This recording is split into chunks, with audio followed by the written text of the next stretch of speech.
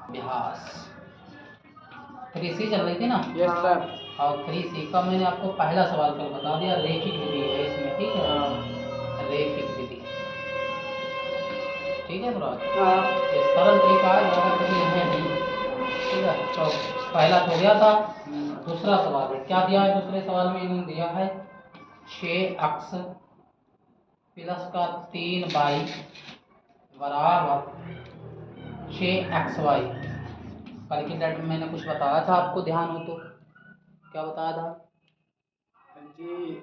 जो पद बराबर होगा उसी से प्रत्येक पद में हम लोग गुणा मतलब भाग कराएंगे, गुणा नहीं भाग। तो यहाँ पर एक्स वाई है तो एक्स वाई से प्रत्येक पद में क्या करा देंगे? भाग। प्रत्येक पद में आंसर तो वैसे भी आ जाएगा, लेकिन जब रैखिक का है तो मुझे भाग कराना पड़ेगा। प्रत्येक पद में कितने से? एक्स वाई से भाग करने पर। हाँ, भाग करने पर, ठीक है। तो कितना आएगा?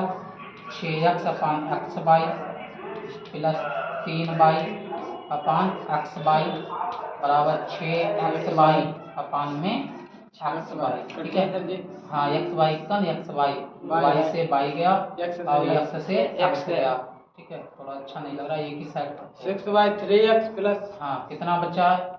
6 अपान वाई, 6 वाई नहीं 6 अपान वाई और प्लस 3 अपान एक्स बराबर में क्या बचा? 6। ये बचा है आपके पास, ये एक्स है। ये समीकरण नंबर 1 आ गया है। अब इन्होंने दूसरा समीकरण आपको दे रखा है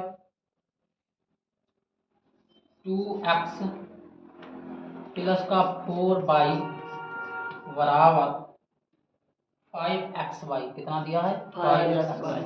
ये दिया है। क्या करूँगा? हाँ, प्रत्येक पद में एक्स वाई से भाग कर देंगे। प्रत्येक पद में एक्स वाई से भाग करने पर तो यहाँ कितना आ जाएगा?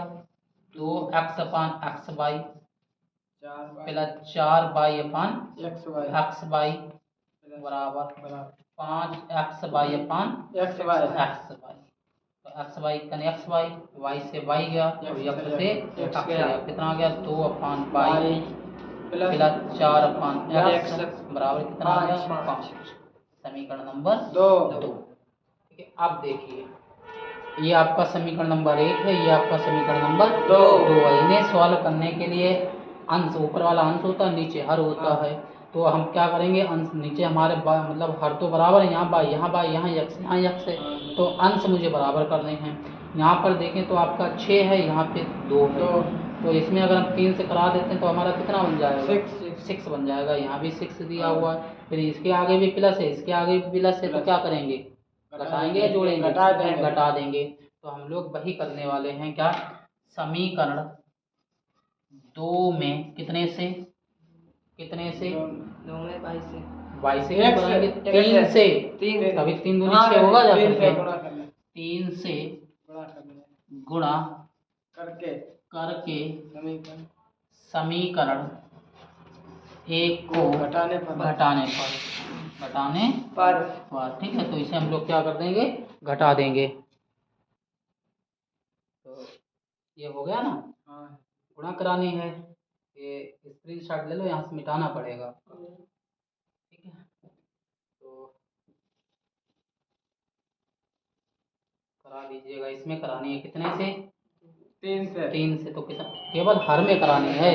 अगर यहाँ भाग लिखा होता गुणा की जगह पर तो नीचे अंश में होता है गुणा ऊपर, अगर यहाँ भाग लिख देंगे तो हर में करानी पड़ेगी। तो कितना आ जाएगा यहाँ पे? 3 दूनी 6 अपान 22, ठीक है। आगे प्लस है तो प्लस आ जाएगा। कितना आएगा? 3 चक्कू 12 अपान कितना आ गया? ये वाला एक्स, ठीक है। बराबर क्या? ये भी लिख दो, फिर घटा देंगे। यहाँ पर 6 है, ठीक है। घटाने पर लिखा ना तो माइनस लगा देंगे, ये वाला पद लिख देंगे। कितना? 6 अपान 22 प्लस 3 अपान एक्स, ये है ना, बराबर। इससे घटाना इसमें भी होगी कितने से? 3 से। तो कितना? 5 15 माइनस कितना? 18 क्यों आएगा? कितना है? 6। फिर 18 का आएगा। अब देखो कितना आएगा? 6 अपान 22, 6 अपान Y वाई प्लस 12 अपान एक्स माइनस, जब माइनस से अंदर गुणा कराएंगे सारे चिन्ह बदल जाएंगे, जो प्लस माइनस है वो प्लस हो जाएगा और जो प्लस है वो माइनस हो जाएगा। जिसके आगे कोई चिन्ह नहीं वो प्लस होता है, तो यहाँ पर प्लस लगा हुआ है। जब माइनस से गुणा कराए तो माइनस हो गया 6 अपान वाई, एक आएगा हो जाएगा माइनस का, तो माइनस 3 अपान एक्स बराबर कितना 15 बाई 9। कितने बचेंगे? 15 से 6 घटा देंगे 9। कुछ कट रहा है इधर से? इधर से सर जी नहीं, क्यों नहीं कटेगा? ये माइनस का 6 अपान बाई है, प्लस का 6 अपान बाई हाँ, कैंसिल आउट हो जाएगा।